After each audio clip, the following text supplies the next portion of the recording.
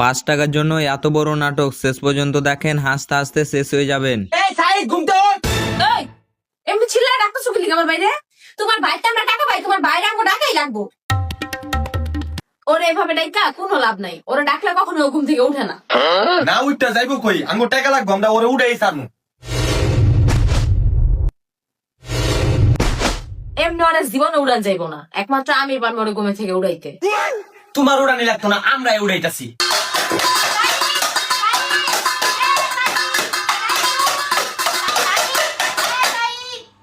ভাই হয়তো উঠতেছে না। আমি তো আগেই কইছিলাম আর এরকম ভাবে উড়ানো যাইবো না। দিয়া তুমি ফ্যান অফ করে দাও, দেখা উঠা যাবো গা।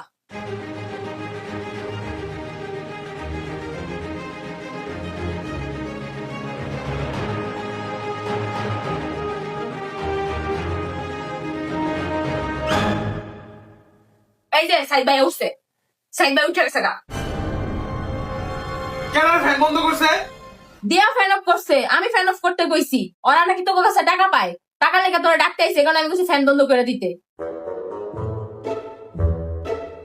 এলো তো 5 টাকা।